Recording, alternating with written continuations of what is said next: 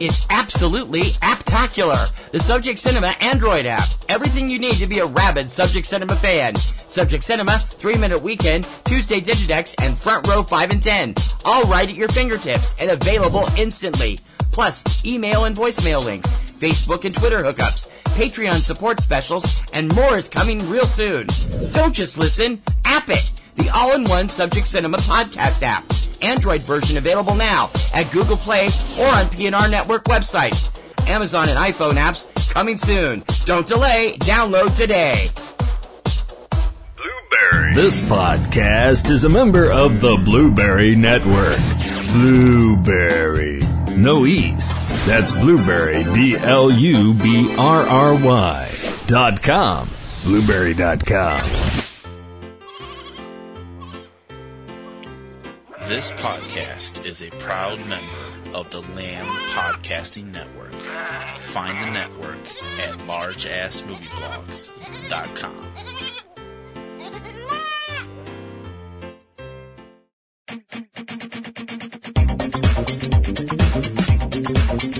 Hey, Subject Cinema fans. Do you like kaiju movies? We at PNRNetworks do too. And we have a brand new show for you. Kaiju Korner, hosted by Subject Cinema co-host Kim Brown. Kim has been a kaiju fan all her life. She loves them, all shapes, sizes, colors, and nationalities. And on her new show, she gets into exactly why. Here's a special preview of Kaiju Korner with Kim Brown. Enjoy.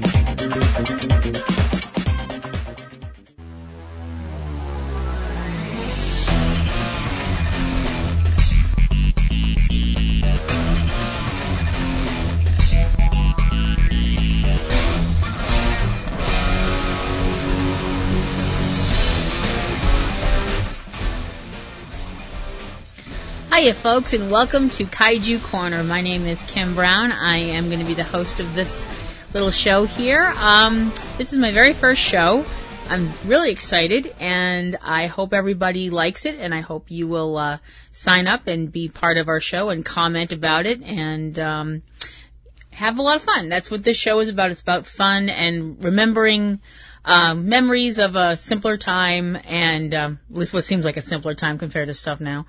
A little bit about me to begin this, my very first episode of this show, and who I am and where I'm coming from kaiju-wise. As I said, my name is Kim. Hi.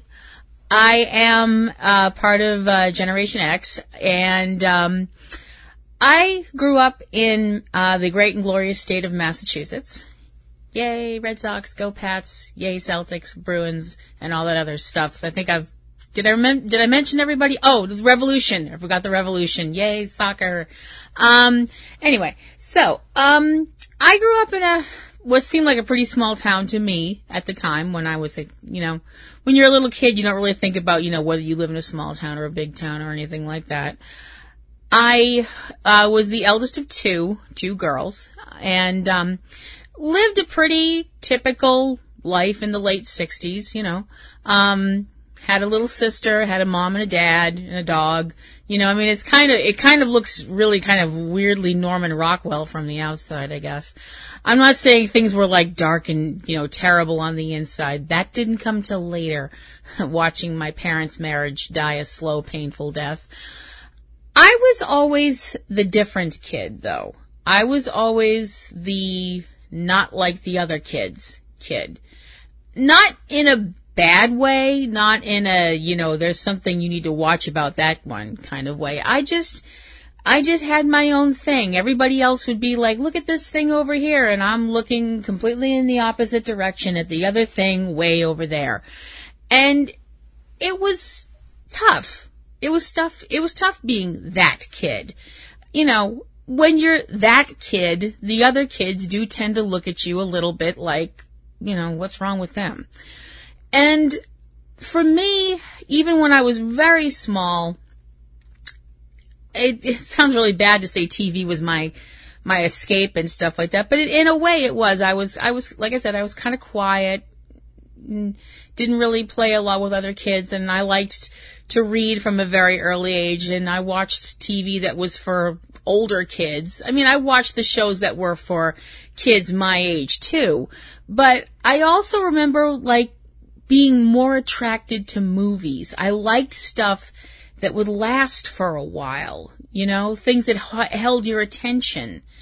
And I remember watching movies from a very young age, and not just children's movies. You know, I watched those too, usually under internal protest. You know, it was kind of like, oh, look, a children's movie on, let's put the kids down in front of it, you know.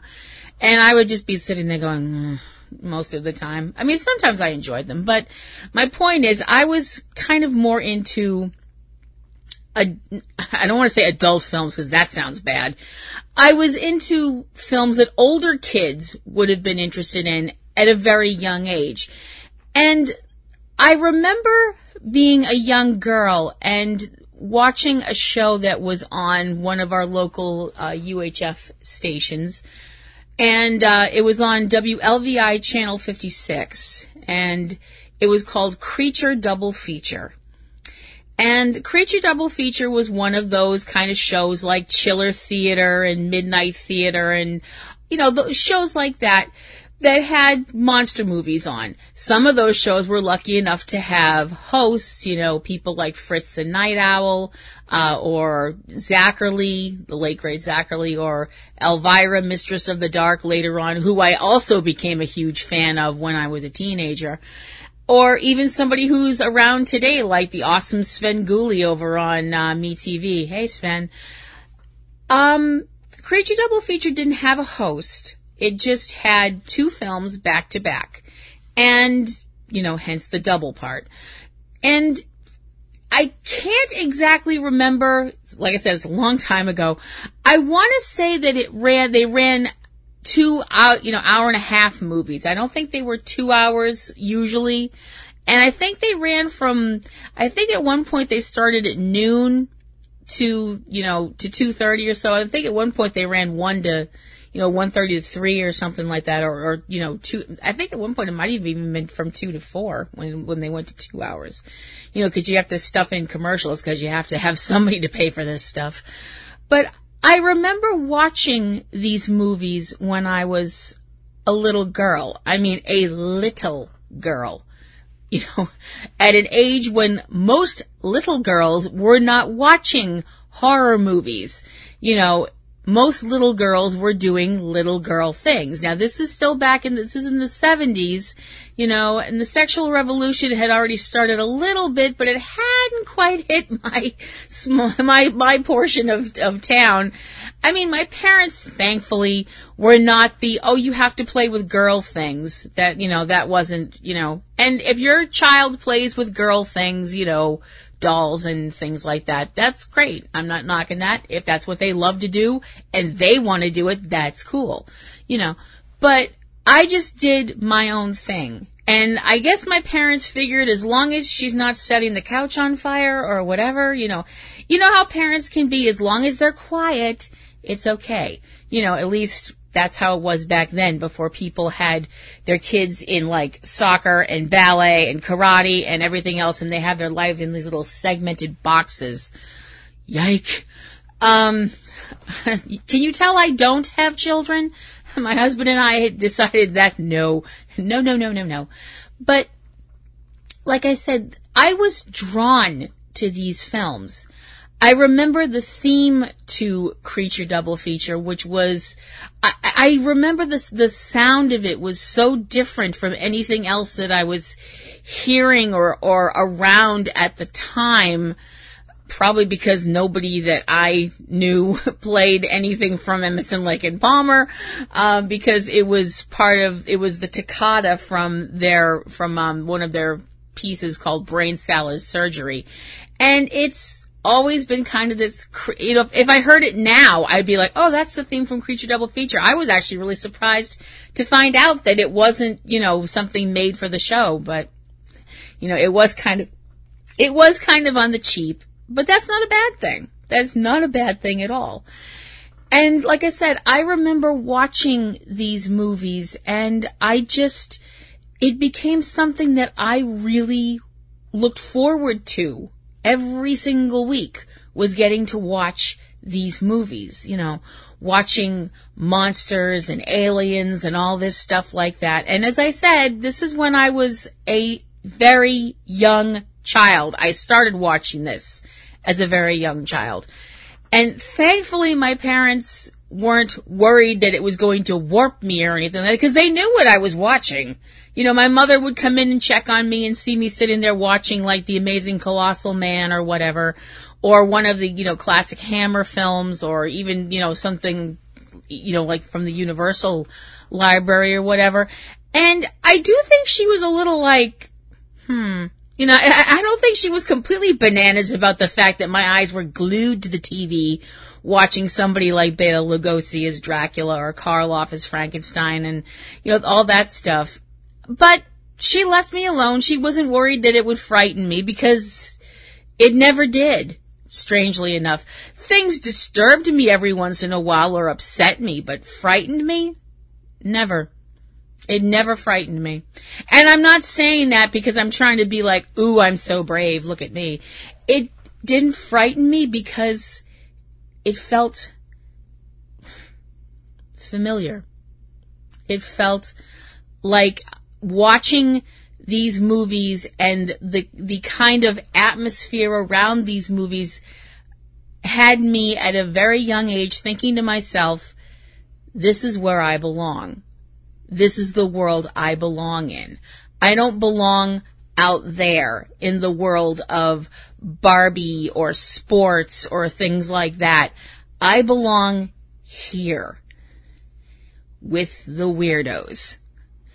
And that was my opening into all the other things that I grew into growing up as a child, watching things like Star Trek, going to Star Wars as a very young girl, and then, branching out into comics and horror and science fiction of all kinds and fantasy and all kinds of things, which I still all love today because I am a geek and I'm proud of it and I don't really care who knows it. Ta-da!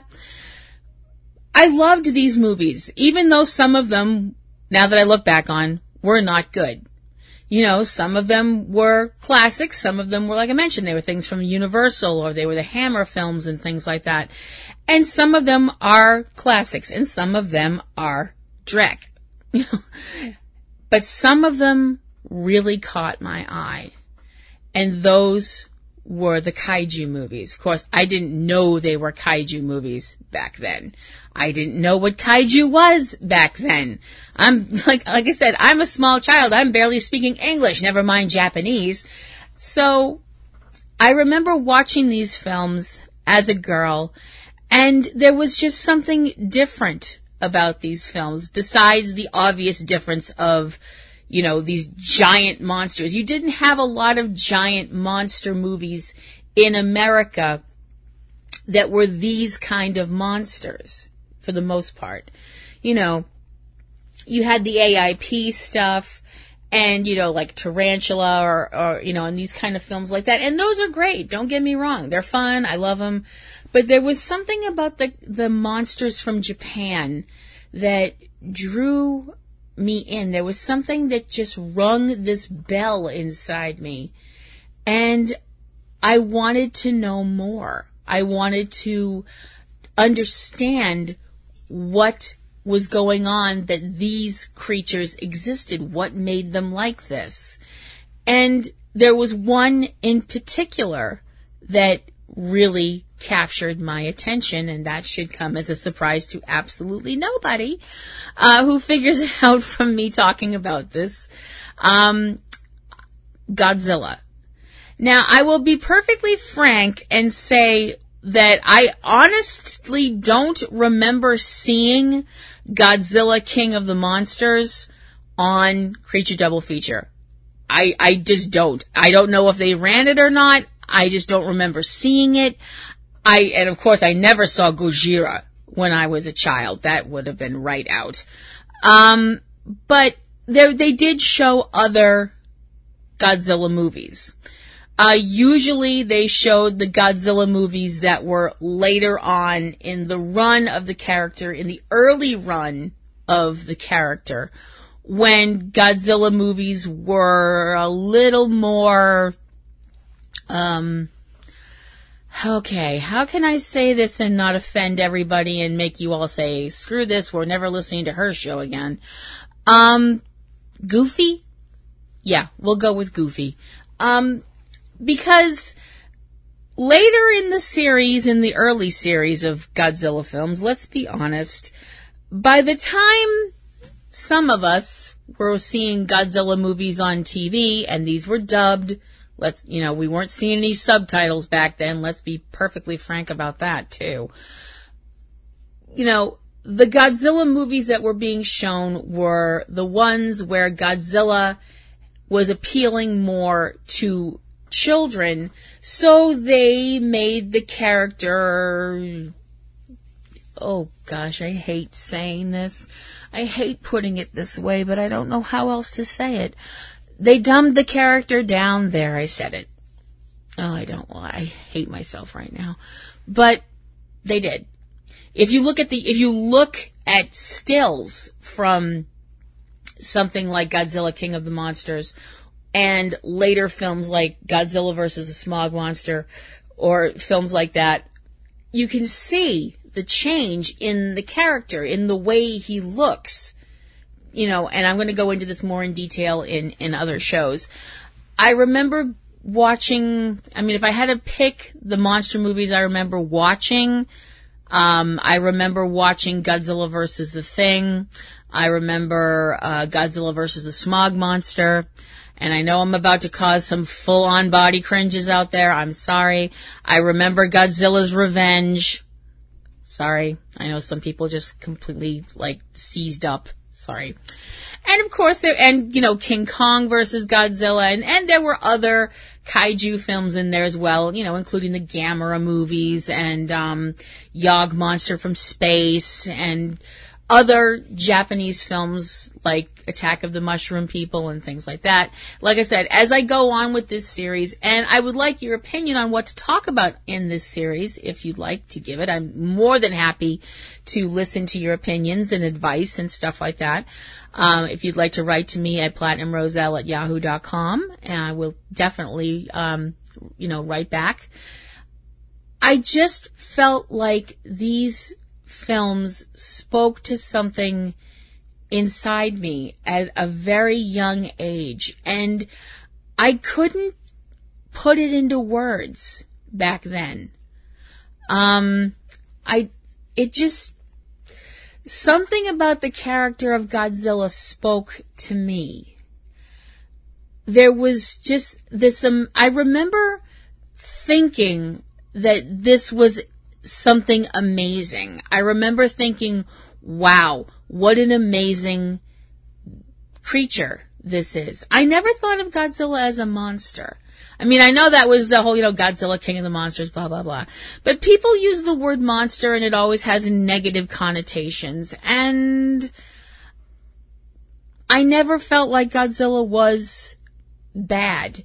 Even when the movie said he's the bad guy, great example being, Godzilla versus the Thing, where it's obvious that Mothra and her offsprings, well, there's two of them, I don't know how to word it. They're supposed to be the good monsters, and Godzilla's supposed to be the bad monster. He's supposed to be all, grr, I'm Godzilla, and I'm scary, and I'm gonna wreck stuff. And it's very weird, because I remember watching the end of the film, and I'm going to talk about this on later shows, obviously, in more detail. But the whole scene at the end of the film where the larvae are spraying their webbing on Godzilla, and they're kind of almost mummifying him. And I remember watching that and being utterly, completely freaked. Just freaked out about worrying about Godzilla, which I also knew in my head, even at a young age, do not vocalize this. I remember thinking to myself, don't say anything out loud, because there were times that my parents were kind of looking like, I don't think she should be watching these kind of movies, you know. And I figured if they start realizing that I'm sympathizing with the big monster that's stomping on things, they're gonna say I can't watch these ever again. So keep your lips zipped. I did develop an unnatural fear of gypsy moth caterpillars for a little while after that one, which was unfortunate because we had a lot of them in our backyard. But Godzilla was always there. These creatures were always there. They were always part of my life. It's really funny when I look back on things about my life and things that I've done and things that I've watched and been part of and all that kind of a thing, how some things have always just been there. You know, I didn't discover them. They were just there. I discovered later on in my life how important they were to me, but they were just always there. They were always familiar, and they always felt like they were part of me. These kind of films, Star Trek was always part of my life, you know, and other things, you know, besides family and friends and, you know, that kind of stuff, you know, kind of stuff. This was, as I mentioned, my family, bless them, for the most part left me to this stuff. They never worried that I was going to, you know, turn out abnormal or more abnormal, I suppose. But it was a little bit disconcerting because I didn't have none of my friends really were into this stuff. None of my friends were into monster films and things like that. So this was just another way that I was separate from everybody else. But this way of being separate didn't bother me because I didn't feel separate because I had them. I had all of these, you know, amazing creatures to look at and marvel over and be like, wow, they're so cool. And as I grew and as I got older, they were still always there. They weren't always in the front of my life because as I got older, other things, you know, wound up being in the front of my life, you know, school and other movies and books and friends and studying and trying to find my place in the world and so on and so forth and all that. Never trying to grow up. I mean, I figure I have to grow old, but I'm never going to grow up. So, but as I got older and I started learning more about kaiju films, and I started realizing there was so much more to them than just guys in rubber suits, you know, hitting each other. And that made them even more special to me because this was something that I grew up with them, and in a way they kind of grew up with me. It was a weird thing to watch how Godzilla was perceived by other people. And the fact that, like I mentioned, for the most part, I had to kind of tamp down the fact that other people, I mean, whenever I saw any kind of a list where they would talk about movie villains and things like that, and they'd mention this and that and the other, and, you know, this evil bad guy and that evil bad guy, and, oh, Godzilla, and I would be like, what? You know, and certain people around me would be like, oh no, here it comes. Because then I would try and explain to people why Godzilla is not a villain. Why I don't think Godzilla is a villain. And I still don't, for the most part, which is something else that I will talk about as this series of podcasts goes on. Like I said, this one's is kind of an introduction into me and who I am. So, hey, as I mentioned, I love movies. I love movies of all kinds for the most part. I'll give every genre a shot at least once just to see if I like it. What else can I tell you about me that you care about? I love music. I love reading. I love writing. I love meeting people. I love talking to people. I love having fun. I'm the kind of person that I definitely feel like if your opinion's different from mine, cool. You know, I might try and sway someone to my opinion, but if I see it's not working, I'm definitely not going to be like, well, I never want to talk to you again. if somebody said to me, oh, monster movies are stupid, it's just guys in rubber suits beating each other up and hitting each other with Tonka trucks or whatever, I might try and explain to them why I feel that's not accurate, and I might change their mind. I might not, but I might. I like all kinds of movies, like I mentioned. I like comic books. I like figures. I like professional wrestling. I like poetry. I'm kind of like, I like a little bit of everything, and I like to find out what other people like, because then I'm learning something new, and I'm learning something about them, and I'm learning something about what they like, and if what they like is something that I might think, ooh, I might like that, and then I go off and try it, then I'm totally like, oh gosh, this is awesome, I gotta tell everybody about this. So, I can be a little enthusiastic. I can be a little over-enthusiastic. I admit that. I'm a big fan of the TV show Supernatural. I do have another podcast called Platinum Rose's Garden, which is my Supernatural podcast. I also have a wrestling podcast, Ring Around the Rosie. My husband TC, who puts up with me and my lunacy, we have other podcasts, including Subject Cinema and 3 Minute Weekend, and we try and have fun. We're both movie people. I converted him into being a fan of Mystery Science Theater 3000. I'm not entirely sure he's forgiven me for that yet. We both love good movies. We love bad movies, and we love worse than bad movies. We've seen those too. Like I said, I love music. I love, theater. I'm just kind of, I like a little of everything. I gotta be honest, I don't know enough about sports to say I really like sports, simply because I get confused. There's too many rules, and I have the attention span of your average house cat. So, watching 4 hours of football really doesn't do it for me. Although up here in Massachusetts, you kind of have to say you're a Patriots fan, if for nothing else, just to avoid getting beat up. I hope this show is something that you will come and tune into every other week. My next show coming up will be my first real show talking about kaiju films, and I am going to talk about the Big G, the king of the monsters, Gojira, or Godzilla, depending. Obviously this is he is my favorite kaiju. He's the guy that picked up my heart when I was a little kid and never let it go, or ate it, whichever. Obviously with the Godzilla King of the Monsters movie coming out, they're hyping the heck out of that. I am super duper excited for this movie. So my next show will be talking about the character, where he started, how he started, and where he fit into my life when I found out about him.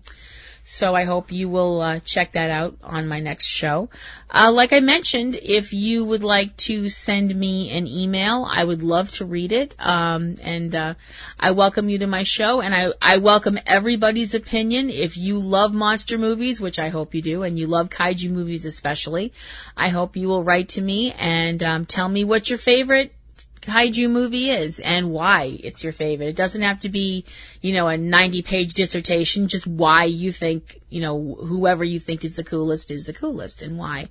Or even if you want to tell me who you can't stand and hope you never see on the big screen again, Reptilicus. See, the thing is, kaiju doesn't just limit itself to Japan. There are giant monster movies out there from other countries, and since kaiju does mean monster, I'm going to actually include kaiju from other parts of the world in my show here, simply to be all inclusive and just show that we're, I want people to find something about, that they like, hopefully, on this show, and I hope you like listening to me. I don't know how else to put it. It just feels very strange sometimes just sitting here, and I'm I'm sitting here in front of a microphone talking about giant monsters. Wow. How life does, throw you odd curves every once in a while. So, this is my first show, as I mentioned, and it's kind of rough around the edges, and it just kind of gives you a little insight into me and who I am. I can't think of anything else about me that you might want to know or that you need to know, other than the fact that I guess I'm a Sagittarius. I'm a Hufflepuff, and I identify as a Trekker, not a Trekkie.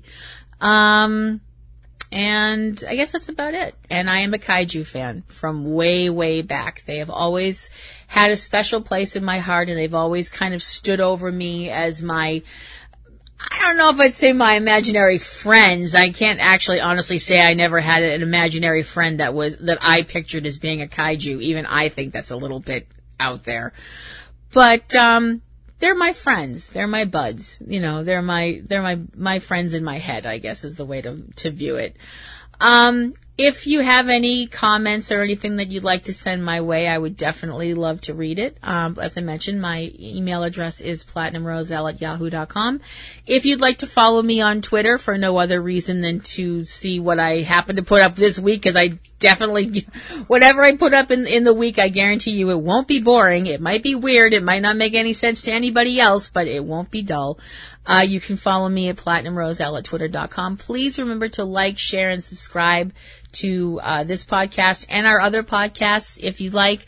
So, as the sun sinks slowly over Monster Island, for my very first podcast here in Kaiju Corner, this is Kim Brown signing off for the week. I hope I will see you again next time I come back, and you can all come and visit me here in Kaiju Corner.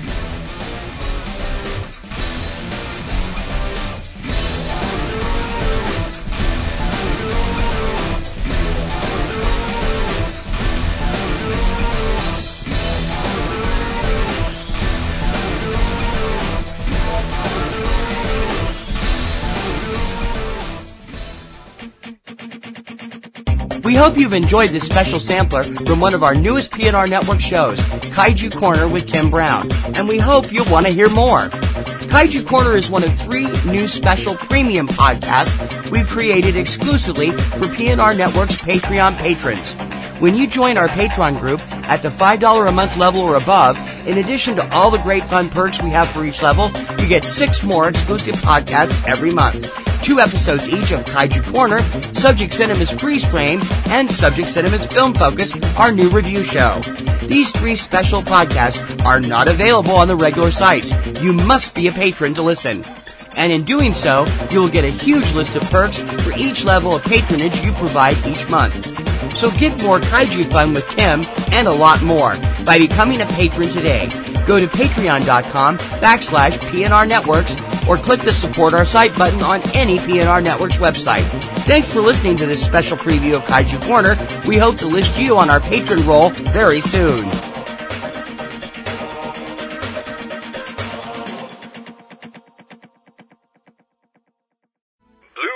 This podcast is a member of the Blueberry Network. Blueberry. No E's. That's Blueberry, BLUBRRY.com. Blueberry.com. This podcast is a proud member of the Lamb Podcasting Network. Find the network at largeassmovieblogs.com.